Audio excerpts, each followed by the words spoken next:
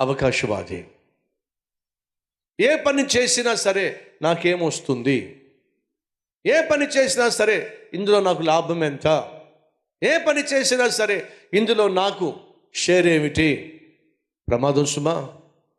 సహోదరి సహోదరులు, అబ్నేరు బహు ప్రమాదకరమైన అవకాశవాది. సో దావీదు పిలిపించాడు, అబ్నేరు వచ్చేసాడు. దావీదు వీళ్ళిద్దరూ కలిసి విందు చేసుకున్నారు. చూద్దాం రండి. 20వ వచనం, అందు నిమిత్తమై అబ్నేరు 20 మందిని వెంటబెట్టుకొని హెబ్రోనులో నున్న దావీదు నద్దకు రాగా, దావీదు అబ్నేరును అతని వారికి విందు చేసెను. అంతటా అబ్నేరు, నేను పోయి ఇశ్రాయేలు వారందరినీ నా ఏలినవాడు వగు నీ పక్షమున సమకూర్చి వారు నీతో నిబంధన చేయునట్లును నీ చిత్తానుసారముగా నీవు రాజరికము వహించి కోరిన దానిని అంతటి మీద ఏలునట్లును చేయుదునని దావీదుతో చెప్పి దావీదు నొద్ద సెలవు పుచ్చుకొని సమాధానముగా వెళ్ళిపోయెను.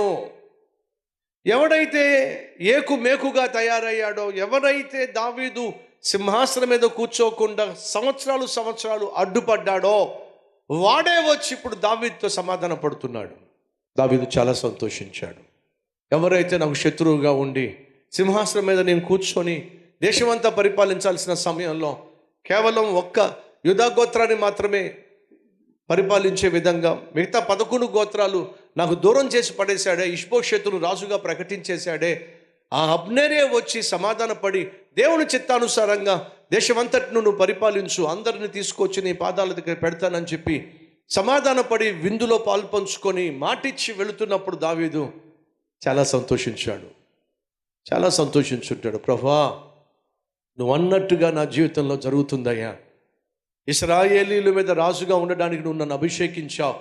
అభిషేకించిన దాని ప్రకారమే సైతాన్ ఎన్ని ఆటంకాలు సౌలు ద్వారా తీసుకొచ్చిన, ఆ తర్వాత అబ్నేరు ద్వారా తీసుకొచ్చిన, నువ్వు ఇచ్చిన మాట ప్రకారం నన్ను రాజుగా, సంపూర్ణంగా ఇశ్రాయేల్ దేశం మీద రాజుగా నన్ను అభిషేకించబోతున్నావు.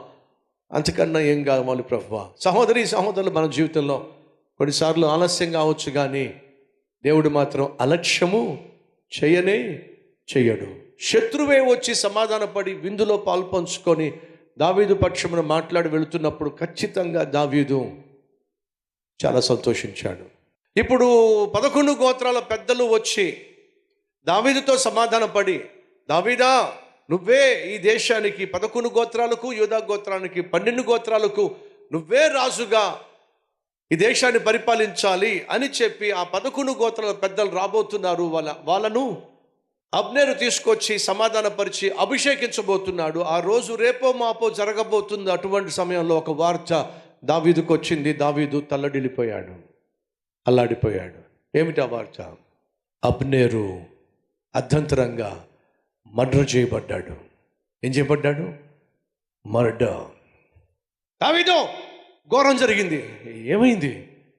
నిన్న వచ్చి భోంచేసినటువంటి అబ్నేరు 11 గోత్రాల వాళ్ళని తీసుకొచ్చి నీ ముందు పెట్టి దేశమంతటిని నీకు స్వాధీనపరుస్తాడన్నాడు కదా. అవును అని చెప్పి వెళ్ళాడు. ఎక్కడ దావీదు? చంపేశారు. ఎవరు చంపేశారు? అబ్నేరు. ఎందుకు చంపబడ్డాడు? అబ్నేరుని మర్డర్ చేసి పడేశారు. దావీదు మళ్ళీ, ఏంటి ప్రభువా ఇది? 11 గోత్రాలు వస్తాయి, 11 మంది పెద్దలు వస్తారు, 11 గోత్రాల పైన కూడా నేను రాజుగా అభిషేకించబడ్డానికి మార్గం తెరవబడింది అని అనుకుంటున్న సమయంలో ఆ మార్గాన్ని తెరిచేటటువంటి అబ్నేరు మర్డర్ కావటం ఏమిటి? 24 అవర్స్లో ఎందుకు ఇలా జరిగింది? ప్రియ సహోదరి సహోదరులు, కొన్నిసార్లు మన చేతుల్లో, మన జీవితాల్లో అందినట్టుగానే అందుతుంది, సడన్గా మన చేతిలోంచి వెళ్ళిపోతుంది. ఎన్నిసార్లు మీ జీవితంలో అలా జరగలేదు చెప్పండి? పెళ్ళి ఖాయమైనట్టుగానే అనిపించింది, కానీ ఆ పెళ్ళోళ్ళు వెనక్కి వెళ్ళిపోయారు. ఉద్యోగం వచ్చినట్టుగానే అనిపించింది, కానీ సెలెక్ట్ అయిపోయావు అని చెప్పేశారు, కానీ జాయినింగ్ ఆర్డర్ మాత్రం రావట్లేదు. ఆ ఇల్లు కొనుక్కున్నట్టుగానే అనిపించింది, అన్ని మార్గాలు తెరవబడినాయి, ఒక అడ్వాన్స్ ఇచ్చేసి ఆ ఇల్లు స్వతంత్రించుకోవడమే. సడన్గా ఎవడో వచ్చేసాడు, ఆ ఇంటికి నీకంటే ముందుగా అడ్వాన్స్ ఇచ్చేసాడు. నీ జీవితంలో ఎన్నిసార్లు ఇలా అవ్వలేదు? నాకు మంచి జరగబోతుంది అనుకుంటున్న సమయంలో, అద్భుతం జరగబోతుంది అనుకుంటున్న సమయంలో, శుభం జరగబోతుంది అన్న సమయంలో సడన్గా ఎవడో ఒకడు నీకున్న ఆశల మీద నీళ్లు చల్లేస్తాడు. ఏం జరిగిందో తెలుసా? అబ్నేరు అర్ధంతరంగా చచ్చిపోయాడు.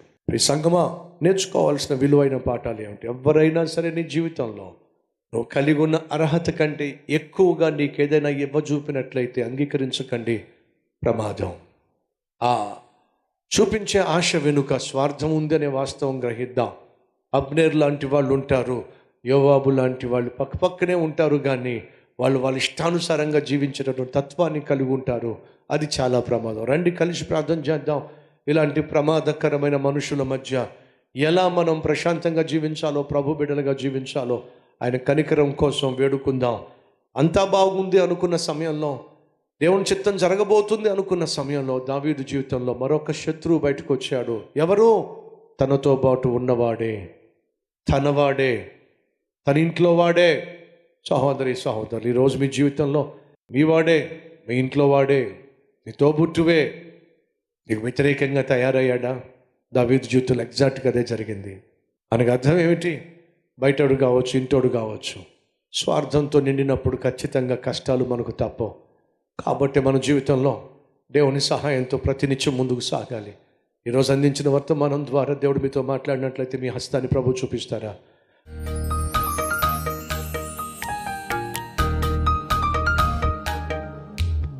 మహాపరిశుద్ధుడివైన ప్రేమ కలిగిన తండ్రి, సూటిగా స్పష్టంగా మాతో మాట్లాడా. నాయనా, అబ్నేరు బహు అవకాశవాది. తన కోసం, తన స్వార్థం కోసం ఎవరినైనా ఉపయోగిస్తాడు, దేన్నైనా ఉపయోగిస్తాడు, ఎంతకైనా తెగిస్తాడు. ఆయన మా జీవితంలో ఇలాంటి అవకాశవాదులు చాలాసార్లు మాకు తారసపడ్డారు. ఆశ చూపించి మోసం చేసేవాళ్ళు, అన్యాయం చేసేవాళ్ళు, అక్రమానికి పాల్పడేవాళ్ళు మా జీవితంలో మేము చూసాం. అలాంటి వారిని ప్రభువా మళ్ళీ మేము ఎదుర్కోకుండా వాళ్ళు మాకు దూరంగా ఉంచండి అయ్యా. ఆయన అంతా బాగుందనుకుంటున్న సమయంలో దావీదు యొక్క జీవితంలో ఇశ్రాయేలు రాజ్యంలో జరగాల్సిన శుభకార్యాన్ని జరగకుండా మళ్ళా అడ్డుపడ్డాడు. ఆయన కొన్ని సందర్భాల్లో ఇంటి బయట వాళ్ళు మాకు శత్రువులుగా తయారవడం, మరికొన్ని సందర్భాల్లో ఇంటిలో ఉన్న వాళ్ళే మాకు శత్రువులుగా తయారవడం. ఇలాంటి వారి మధ్య మేము ఎలా ప్రశాంతంగా జీవించాలో, పరిశుద్ధంగా జీవించాలో ప్రభువా నీ చిత్తము జరిగించాలో మాకు నేర్పించమని ఈ విలువైన సందేశం ద్వారా మాతో మాట్లాడినందుకు మీకు స్తోత్రాలు చెల్లిస్తూ, ఆయన మేము చేరుకోవాల్సిన గమ్యానికి చేరుకోకుండా సైతాను ప్రయత్నం చేస్తున్నాడు. గమ్యం చేరుకున్నప్పుడు, అనుకున్నది సాధించినప్పుడు దాన్ని అనుభవించకుండా కూడా సైతాను తను చేయాల్సిందల్లా చేస్తున్నాడు. ఇటువంటి సమయంలో మేము విజయం సాధించాలంటే కేవలం ప్రార్థన మాత్రమే. అయ్యా, ప్రార్థన జీవితాన్ని మేము నిర్లక్ష్యం చేయకుండా ప్రభువా నీ పాదాలు పట్టుకోవడంలో మేము వెనుకంజ వేయకుండా సహాయం చేయమని యేసయ్య పేరిట వేడుకుంటున్నాం తండ్రి, ఆమేన్.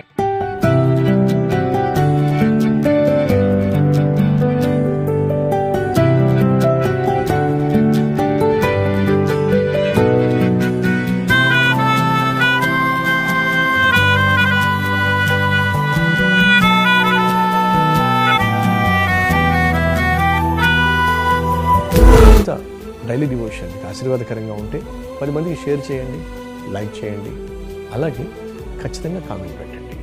మళ్ళీ రేపు ఇదే సమయంలో మరొక అద్భుతమైన డైలీ డివోషన్ మీ ముందుకు రాబోతున్నాను. అంతవరకు సెలవు.